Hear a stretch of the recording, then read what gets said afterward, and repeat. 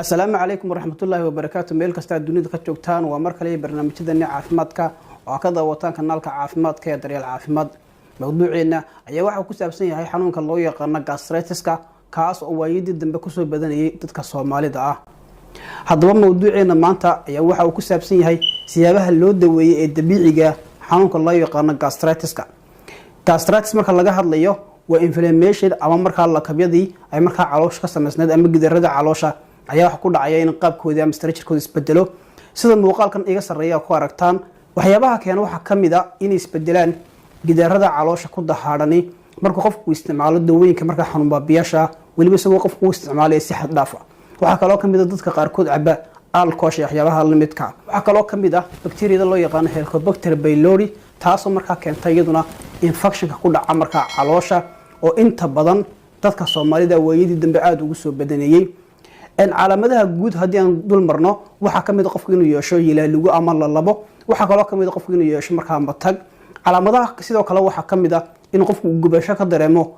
qaybta marka ubuucda ama sidoo kale uu ku jirta iyadoo marka caloosha qofku uu ka dareemayo marka gubasho fara badan iyadoo marka ay sir fara badan marka la soo deynayo waxa jira sidoo kale waxyaabo fara badan oo marka sare u sii qaadi kara ama xaaladda qofka uga sii dari kara hadii marka uu gastri leeyahay ama waxa loo yaqaan gastritis-ka waxyaabaha waxa kamid ah qofku aad u isticmaala waxyaabaha alcohol ay kamid tahay waxa kale oo kamid ah qofka marka isticmaalo dawooyinka xanuun baabiyaasha tusaale ahaan oo kale dadka iyagu xilliyada ama waqtiyada dheer loo qoro dawooyinka marka xanuun baabiyaasha waxa kale oo kamid ah sidoo sheegnay bakteeriyada loo yaqaan Helicobacter pylori waxa kale oo kamid ah infectionada qaar kood iyo sidoo kale warwarka ama waxa loo yaqaan luqadda qalaad stresska kuwaas ayaa xaaladaha ugu sii dari kara marka in xaaladda qofku ay isbedesho oo marka ay si xumaato marka laga hadlayo sida dabiiciga marka loo daweeyo ama marka loo maareeyo gastritis waxa kamid ah in qofku isticmaalo cuntooyinka loo yaqaan anti-inflammatory diet ayagu marka ka hortagaya inflammation ku dhacayay gidarada marka caloosha cuntooyinkaas marka sidaan sheegnay waxay yareynayaan in marka qaabkii caloosha marka uu isbedelo sida muuqaalkan iga sareeya hadda ku aragtaan sidoo kale waxay ka caawinayaan qofka inay hoos u dhigaan inflammation-kii ama marka isbedeladii ku yimaanayay qaabka marka caloosha gidaradeeda taasi marka waxay qayb ka qaadanaysaa in marka qofku uu ka bogsado ama uu ka ladnaado waxa jira cuntooyin iyagu qayb ka qaata ama marka iyagu sabab wax loo yaqaan gastritis-ka cuntooyinka waxa kamid ah cuntooyinka marka la warshadeeyo ama marka warshadu soo saaraan waxa kale oo kamid ah cuntooyinka marka ay ku badan tahay acidu waxa kamid ah sidoo kale cuntooyinka iyaguna sonkorta ay ku badan tahay waxa kale oo kamid ah cuntooyinka marka iyagu waxyaabaha kale lagu daro sida bisbaaska oo kale sidoo tilmaamnay waxa jira cuntooyin iyagu marka inflammation-ka hoos u dhiga cuntooyinka waxa kamid ah sida kalluunka oo kale waxa kale oo kamid ah afagaadada iyo coconut-ka ama qumbaha waxa loo yaqaano canabka kamid ah cuntooyinka marka iyagu inflammation-ka ka hortaga marka isbedelada gidarada caloosha waxa kale oo kamid ah dhammaan khudradda noocyada kala duwan kuwaas waxa kamid ah cuntooyinka iyagu hoos u dhiga inflammation-ka isbedelada gidarada caloosha marka iyagu ku dhaca qodobka labaad waxa loo yaqaano probiotics waxa laga farsameeyaa ama laga soo saaraa noolayaal khaasatan bakteeriyada marka laga hadlayo dheefshiidka qofka bini'aadamka waxa ku nool intaas oo nooc oo kala duwan oo noolayaal waxaana ugu badan bakteeriyada kuwa loo yaqaan probiotics iyagu waxay qofka ka caawiyaan shaqada markaas habdhiska dheefmareenka khaasatan marka laga hadlayo intestine-ka ama mindhicirada marka laga hadlayo mindhicirka weyn iyo ka yar labadaba probiotics waxa kamid ah dawooyinka loo yaqaan supplementiga ee qofka loo qoro si marka xaaladdiisa caafimaad loo joogteeyo kuwaasoo marka laga soo saaro bakteeriyada dabeetana waxay qayb ka qaataan in marka xaaladda caafimaadka ee dheefshiidka ay marka ay dib u soo celiyaan taasina waxa qofka ka caawinaysa in la joojiyo tarankii faraha badna ay sameeynaysa bakteeriyada loo yaqaan Helicobacter pylori taasina waxay la noqonaysaa in qofku marka uu ka daweysmo ama uu ka ladnaado gastritis-ki waxa kale oo kamid ah qofku inuu isticmaalo ama cuntooyinka marka laga sameeyo probiotics-ka kuwaas marka waxay ka caawinayaan qofku in calaamadii hoos loo dhigo gastritis-ka cuntooyinka ugu caansan ee probiotics-ka laga sameeyo isla markaana qofku heli karo waxa kamid ah yogurt-ka kamid ah ama caanaha la fadhiisiyo ayaa kamid ah bakteeriyada ku jira probiotics-ka waxa kamid ah labada bakteeriyo ee loo yaqaano lactobacillus bacteria iyo sidoo kale bakteeriyada loo yaqaano bifidobacteria labada bakteeriyo waxay ku nool yihiin qaybta ugu dambaysa mindhicirka weyn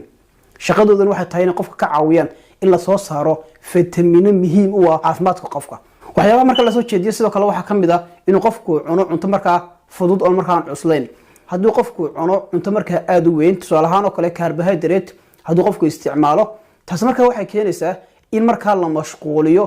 habdhiska dheefshiidka ee qofka dabeetana marka xaaladii qofku ay ka sii darto gastriga marka ama gastritis qofka marka hayay waxa la soo jeediyaa markaas qofka inuu cuno cunto marka aad u fudud isla markaana uu joogteeyo in muddo taas marka waxay keenaysaa in qofka ay ka caawiso in dheefshiidkiisi uu marka si fudud ugu shaqeeyo taasina waxay keenaysaa ugu dambeyn in hoos loo dhigo calaamadihii gastritiska sidoo kale waxa kamid ah waxyaabaha la soo jeediyay qofka inuu isticmaalo green tea ama shaaha cagaaran iyadoo lagu darayo malabka loo yaqaano manuka oo nooc kamid ah malabka shaaha cagaaran iyo malabka loo yaqaano manuka labadu waxay caawiyaan ama hoos u dhigaan xanuunada marka laga dareemo caloosha sida lagu arkay daraasad la qaaday waxa la ogaaday shaaha cagaaran iyo shaaha madow labaduba inay marka ay ka hortagaan soo noqnoqoshada bakteeriyada loo yaqaano Helicobacter pylori taasoo keenta gastritis ama cudurka loo yaqaano gastritis waxyaabaha kale la soo jeedo waxa kamid ah manuka honey ama malabkaas loo yaqaano manuka inuu isaguna sidoo kale leeyahay muhiimad aad u weyn waxyaabaha marka la sheegay waxa kamid ah inay ku jiraan antibacterial farabadan inay ku jiraan kuwaas lid ku ah ama qofka ka caawinaya in la dagaalamo caabuqa in laga dagaalamo ay keenaysa bakteeriyadu khaasatan bakteeriyada loo yaqaano Helicobacter pylori dadka qaarkood waxay aaminsan yihiin cabitaanka biyo diiran taasi marka in hoos u dhigo calaamadaha laga dareemo caloosha isla markaana ay ka caawinayso dheefshiidka balse ma jirto daraasad marka xaqiijinaysa in biyo cad oo kaliya marka qofka ay caawin karaan waxyaabaha kale marka lagula tacaali karo ama lagu joojin karo waxa kamid ah gastritiska ama inflammationka ku dhaca ama isbedelada ku yimaada caloosha gidaaradeeda in qofka hadduu sigaarka cabo sigaar cabista uu joojiyo sigaar cabistu waxay dhaawacdaa caloosha marka laga hadlayo gidaarada caloosha ayay marka dhaawacdaa waxay kale isku dedejisaa ama sare u qaadaa khatarta marka inuu kansar ku dhici karo qofka marka calooshiisa waxyaabaha kale la soo jeediyo waxa kamid ah in qofku uu yareeyo isticmaalka xad dhaafka ah ee dawooyinka loo yaqaano xanuun baabiyaasha dii marka qofku uu isticmaalo dawooyin fara badan isla markaana uu waqti dheer isticmaalayay sida tusaale ahaan kale dawooyinka aan u baahnayn qoraal dhakhtar waxa kamid ah dawooyinka aspirin baa kamid ah waxa kamid ah ibuprofen kuwaas marka waxay dhaawici karaan gidaradii caloosha dhaawici karaan taas marka waxay keeni kartaa ama uga sidar kartaa gastritis uga sidar kartaa marka talooyinka la soo jeediyo waxa kamid ah in qofku uu yareeyo qaadashada faraha badan ee dawooyinka xanuun baabiyaasha loo yaqaano ama afka qalaad loogu yeero painkillers waxyaabaha kale ee marka la xusay waxa kamid ah isla markaana talahaan lagu soo jeediyay in hoos loo dhigo ama la yareeyo xaaladda warwarka ee qofka warwarku waxa la yiraahdaa wuxuu sare u qaadaa ama uu xoojiyaa inay ka sii darto xaaladda qofku ee marka qofka gastritis ama gastriga leh haddii marka la yareeyo ama hoos loo dhigo heerka warwarka ee qofka asal marka waxay ka caawinaysaa qofka in marka uu maareeyo ama marka uu xaliyo dhibaatada gastritis marka qofka haysata waxyaabo marka hoos u dhigi kara xaaladda warwarka ee qofka waxa kamid ah masaajka ama duugitaanka ayaa kamid ah waxa kale oo kamid ah dawooyinka marka iyaga hoos u dhiga xaaladda warwarka ee qofka waxa kale oo kamid ah nooc kamid ah jimicsiga oo loo yaqaano yoogada waxyaabo kale la soo jeediyo waxa kamid ah noocyada kala duwan ee jimicsiga haddii qofku qaato mid kamid ah talooyinkeena soo sheegnay kuwaas marka xal u noqon kara siyaabaha dabiiciga ah ee loo maareeyo ama marka loo daweeyo gastritiska oo marka isbedelada ku dhaca gidaarada caloosha inuu isku dayo inuu qaato 2 ama 3 marka kamid ah si marka ay soo caawiyaan haddii qofku marka isku arko in xaaladiisa marka ay ka sii dareysana inuu sida ugu dhaqso badan marka uu booqdo dhakhtarka ugu dhow si marka xaaladiisa marka wax loogu qabto intaas ayaan ku soo gabagabeynayaa barnaamijkeennii oo ku saabsanaa hababka dabiiciga ee loo daweeyo ama lagula tacaalo gastritiska fadlan wixii aad talo hayso tusaale iyo su'aalo qaybta hoose ee commentiga nagu reeb waad ku mahadsan tahay daawashadaada